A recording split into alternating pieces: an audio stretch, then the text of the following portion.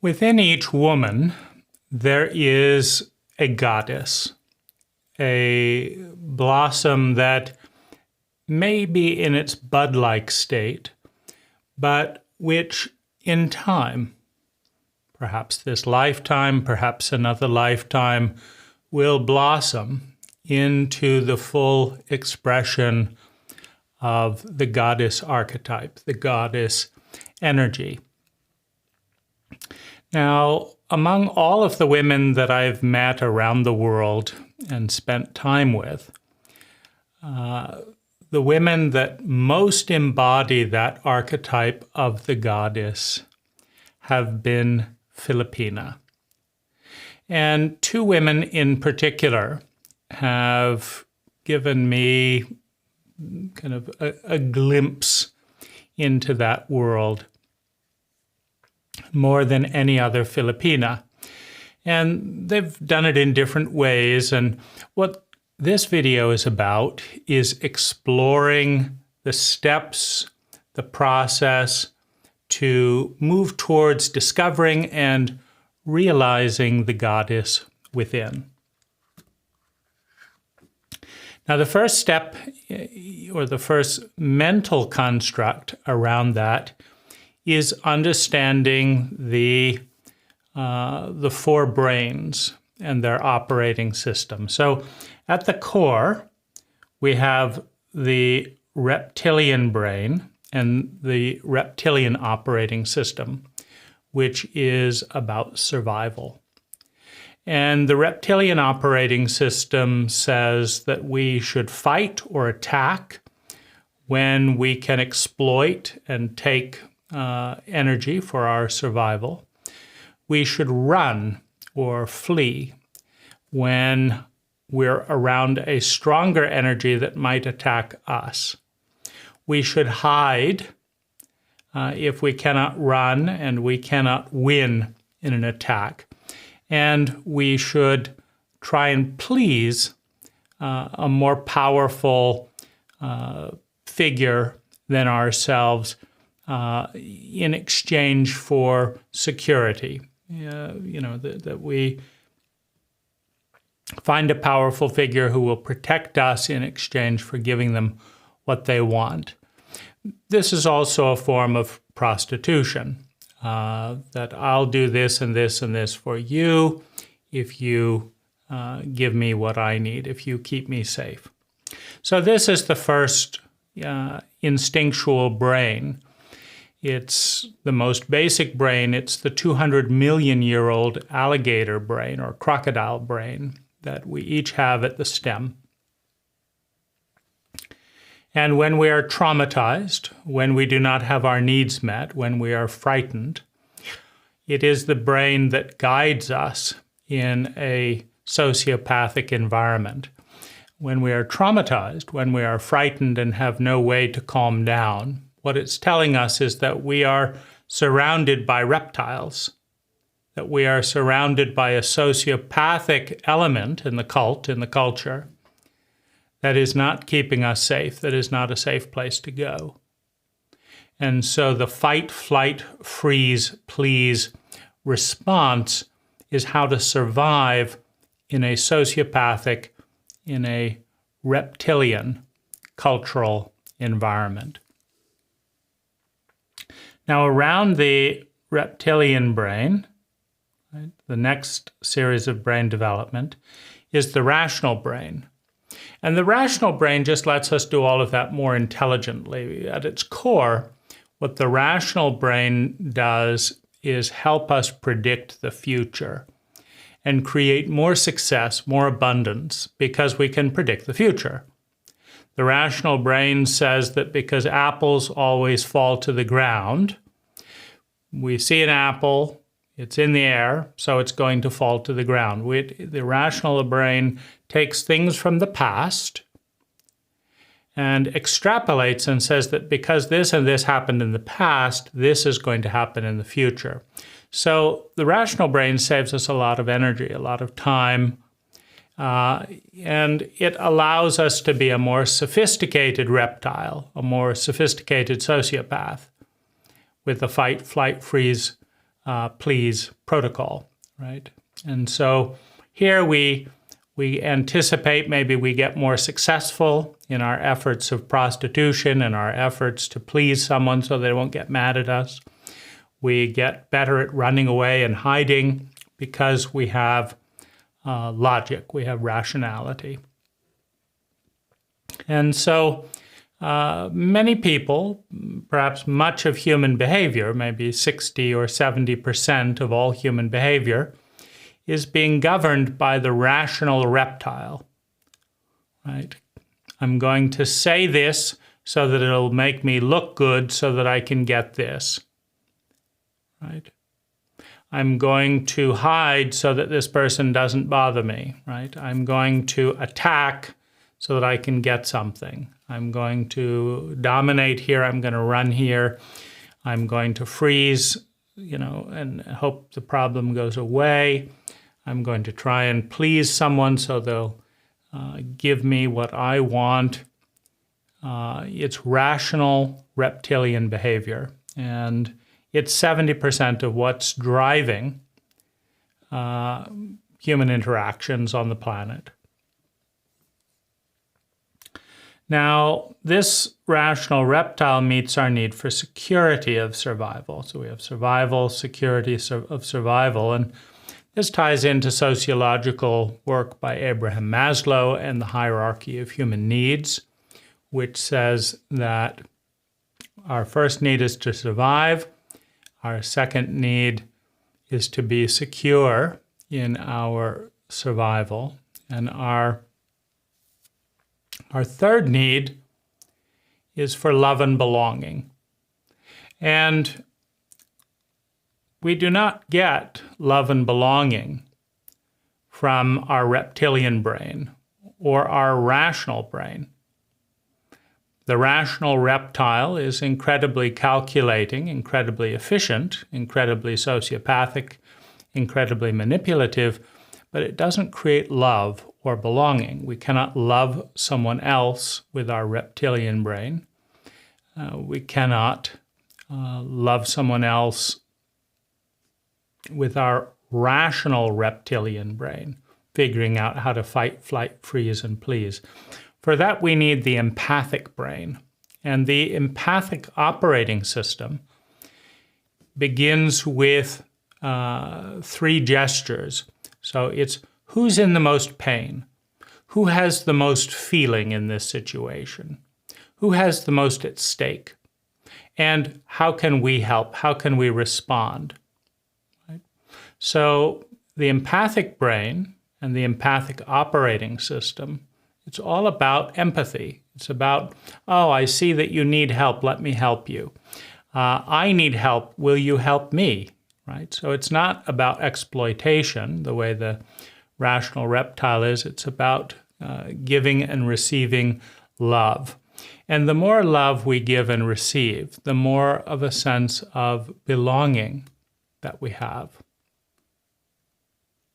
So it's important to understand our sense of love and belonging coming from who in our circle has need, has opportunity, has intense feelings, and how can we serve? And simultaneously asking for that help, asking for that service when we have intense need, when we have intense opportunities in our life. And we know we belong when people change their behavior in response to our needs. And we know that we do not belong when we refuse to make adjustments. Well, we know other people don't belong to us when we won't make adjustments. When they're in pain, when they have needs and we refuse to make adjustments, we're telling them they don't belong. And when they're in pain, when they have needs, and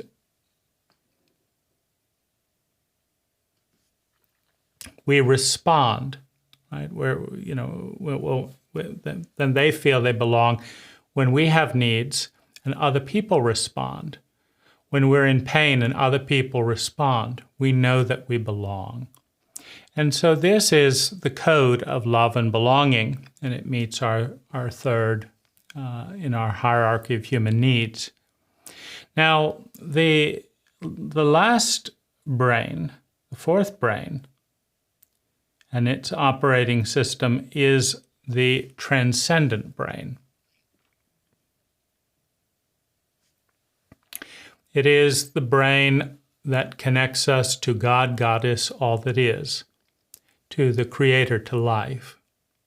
It is the part of us that feels one with all that is.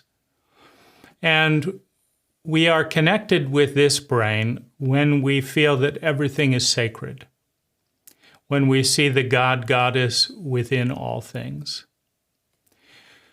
when we know the truth that we are loved by God, Goddess, all that is, when we know the truth that reality is trying to help us, is trying to love us, then we are connected with this brain. And this is the brain that blesses. This is the protocol, the code that blesses. I see the Goddess in you, and I bless you. I see the goodness and beauty in you, and I bless you. This is the brain. This is the brain. This is the protocol of the Goddess. Now, if we look at the rings of the tree, right, because we can see the unfolding of the brain, if we look at the rings of the tree, we see that the first thing that we need to do to prepare for the Goddess is create a strong base of security. Now, security means that our physical needs are met, right? That we have enough food, we have enough water, we have enough medicine, right? That our family has enough food, enough water, enough medicine, enough shelter. That our needs are met, right? And so we must learn and master the art of meeting our needs.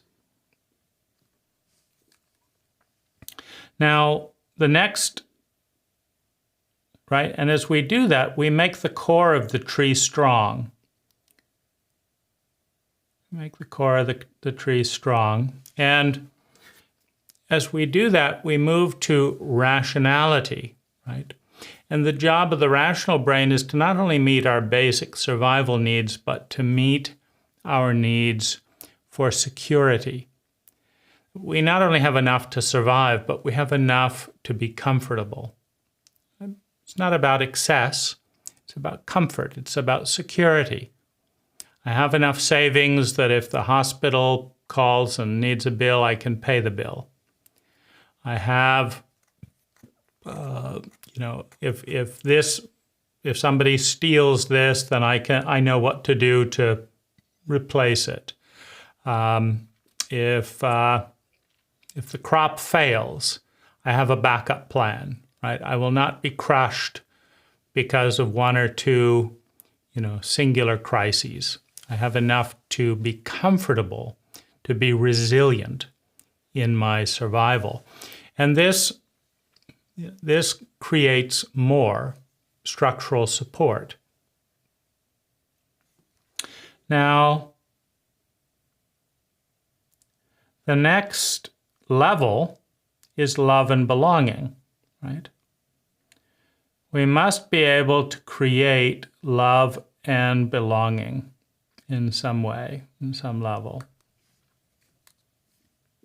People that belong to us, we belong to other people, people who will change to make our pain less painful, people for whom we will change to make their pain less painful. We must be able to see, to feel that we belong through empathy, through care for other people. Now, this is making an incredibly strong structure, an incredibly strong tree, right? If you have a tree that's hollow, right, it's very fragile. It can fall over. There's not much there. You need a very strong core. You need a strong foundation before you can come anywhere close to owning and recognizing the God Goddess, the creative energy within. Now, the transcendent force, the God Goddess energy, comes in meditation. It comes with the use of psychoactive plants, right? So psychoactive mushrooms, LSD, DMT, which is in the body, and sometimes it's generated by near-death experiences or by severe trauma. Intense endurance and initiation, right? If you stay up for 48 hours, if you run a marathon, etc., you may open up to some of these states, sometimes in dream states, lucid dreaming, sometimes in orgasm, in falling in love. You have this transcendent opening. And in that opening, in that it's a state of abundance, it's a state of pleasure, it's a state of healing, it's a state of letting God, Goddess, all that is inside and out, like blurring the boundaries between the weak, isolated ego and the larger whole.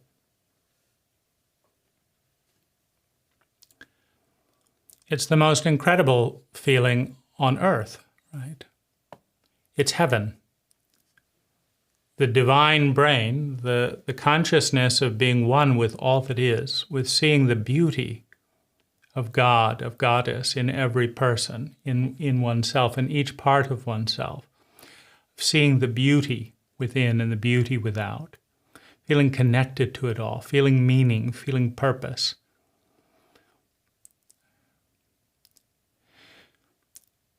It's close to beauty, truth, and goodness. The ideal, the archetype of beauty, truth, and goodness. It's close to that. It's incredibly beautiful. But it's based on a foundation. It's based on a foundation of survival, security, love, and belonging. Moving on also to self-esteem, having ideals, having purpose, and serving. Serving something greater than ourselves by serving ideals takes us closer. Developing our talents, our abilities, developing our gifts to bring those ideals into the world is incredibly important as a precursor to opening up to becoming a goddess, to becoming one with love, one with life.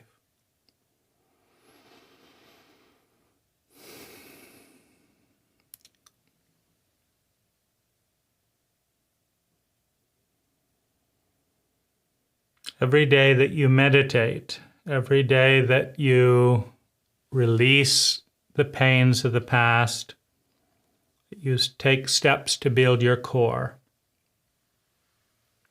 You master new skills, that you dream and pursue dreams and ideals that are close to your heart, to your soul. You prepare yourself. You ripen yourself to be ready to open to the goddess within.